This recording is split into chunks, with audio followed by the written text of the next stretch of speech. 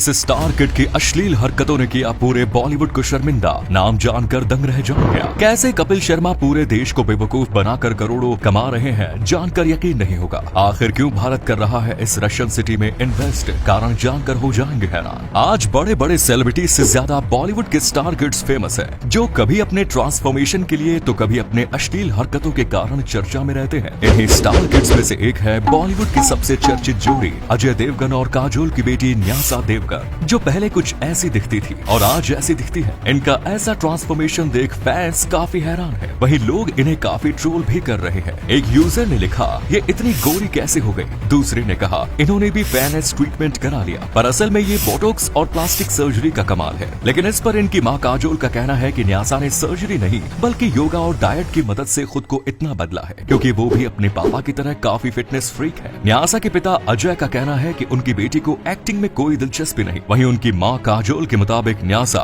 World की best chef बनना चाहती हैं। और उनका ये हुस्न बरी वाला लुक देखकर तो यही लगता है कि न्यासा भी बहुत जल्द फिल्मों में डेब्यू करेंगी। वैसे न्यासा को हर दूसरे दिन बॉलीवुड की पार्टियों में स्पॉट किया जाता है, जहां वो लड़कों के साथ एंजॉय करती दिखती है। उनकी ऐसी ही एक फोटो सोशल मीडिया पर खूब वायरल हुई, जिसमें वो ओरहाम अत्रवानी के साथ दिखी। सूत्रों के मुताबिक ये दोनों एक दूसरे को काफी समय से डेट कर रहे हैं। ये तो कुछ भी नहीं, हद तो तब हो गई जब शाहरुख खान के बेटे आर्यन खान की पार्टी में न्यासा को रिपोर्टर्स ने स्पॉट किया। इस वीडियो में यह साफ देखा जा सकता है कि जब वो पार्टी कर देर रात वापस आ रही थी तो उन्होंने इतनी पी रखी थी कि उनसे ठीक से चला भी नहीं जा रहा था और वो लड़खड़ाती हुई गाड़ी में जाकर बैठ गए। इन स्टार किड्स का खुद का तो कोई नाम नहीं, उल्टा चले हैं अपने बाप का नाम बदनाम करने। कपिल शर्मा एक ऐसे कॉमेडियन है जिन्होंने अपनी कॉमेडी से घर घर में अपना नाम बनाया, चाहे वो कॉमेडी सर्कस हो, कॉमेडी नाइट्स विद कपिल या फिर द कपिल शर्मा शो। उनकी हर शो की टीआरपी रिकॉर्ड ब्रेकिंग है, इसीलिए सिर्फ इंडिया में ही नहीं दुनिया भर में उनके चाहने वाले मौजूद हैं। कपिल मीडिया क्लास फैमिली से बिलोंग करते थे। उनके पिता पंजाब पुलिस में हेड कांस्टेबल थे। वैसे तो कपिल ने बतौर स्टैंड अप कॉमेडियन एक पंजाबी कॉमेडी शो में हिस्सा लिया, जिसका नाम था हंसते रहो, जिसमें वो रनर अप रहे। लेकिन उन्हें कॉमेडियन के तौर पर असल पहचान मिली ग्रेट इंडियन लाफ्टर चैलेंज से,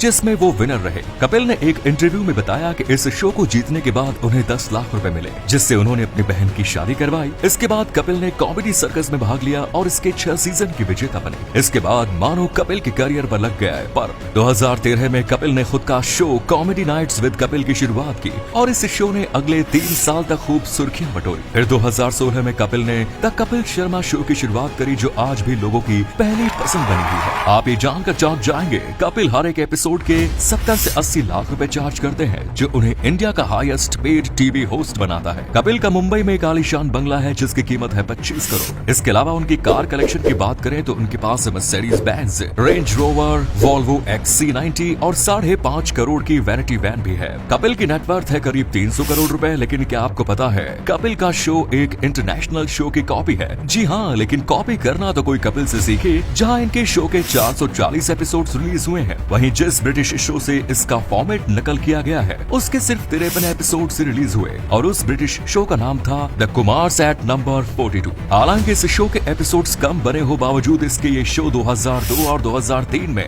इंटरनेशनल एमी अवार्ड्स का विजेता रहा। और ये शो इतना पॉपुलर था कि ब्रिटेन की रानी एलिजाबेथ II भी इसकी फैन थी। खासकर इस शो के एक किरदार उन्ने यानी दादी माँ की। अफसोस क्वीन एलिजाबेथ को हिंदी नहीं आती थी, वरना वो इनकी भी फैन होती। लेकिन कपिल शर्मा का शो भी अवार्ड्स के मामले में पीछे नहीं। कपिल के शो ने एंटरटेनर ऑफ द ईयर और India's highest rated scripted show का खिताब भी अपने नाम किया। भले ही शो का कॉन्सेप्ट ब्रिटिश शो से क्यों न लिया गया हो, पर कपिल उसमें ऐसा देसी तड़का लगाकर लोगों के सामने पेश करते हैं कि पूरी दुनिया उनकी दीवानी है। इस शो को पॉपुलर बनाने के लिए कपिल ने काफी मेहनत की और स्ट्रगल भी किया, और आज वो अपनी कॉमेडी के दम पर कामयाबी के शिखर तक पहुंच चुके हैं। ये है व्लादिवोस्तोक, ईस्ट रशिया में स्थित एक छोटा सा शहर, जहां आज से 2 साल पहले भारत ने $1 बिलियन का इन्वेस्टमेंट किया। लेकिन क्यों? इसके पीछे 3 मुख्य कारण थे। पहला, इकोनॉमिक बेनिफिट। रशिया के इस इलाके में कई नेचुरल रिसोर्सेज जैसे ऑयल, नेचुरल गैस, आयरन और मौजूद है, और भारत इन रिसोर्सेज को कम दामों में हासिल करना चाहता है, जिसके लिए कई भारतीय कंपनी जैसे ONGC टाटा ने अपने यहाँ बेस सेटअप किया।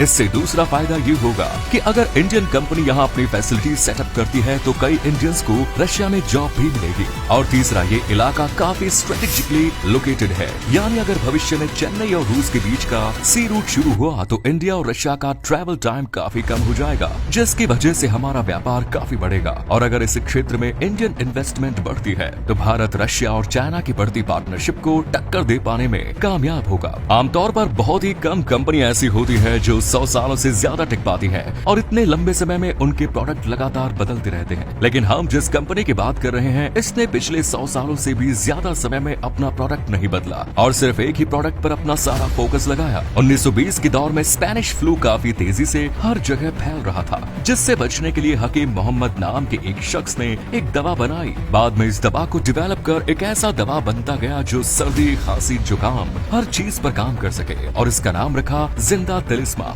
इसकी मार्केटिंग के लिए कंपनी ने ओल्ड हैदराबाद मुंबई हाईवे पर इसके पोस्टर्स लगाए, पैम्पलेट्स भी बांटे। लेकिन बाद में इन्हें पता चला कि मार्केटिंग एफर्ट्स तो उतने ही थी, लेकिन सेल्स बहुत तेजी से बढ़ रहे थे और वो हो रहा था वर्ड ऑफ माउथ, यानी लोगों के प्रचार से। 1980 में 10 ml की इस बोतल की प्राइस थी 60 पैसे, जो आज बढ़कर 85 रुपए हो गए। लेकिन फिर भी ज्यादातर लोग आसानी से इसे अफोर्ड नहीं कर सकते हैं। 2021 में इनका रेवेन्यू था 35 करोड़, जो 2022 में बढ़कर 40 करोड़ हो गया। अब कंपनी का अगला टारगेट है हैदराबाद के बाहर भी अपना बिजनेस सेटअप करना और यूएस, यूके जैसे देशों में अपने पैर जमाना।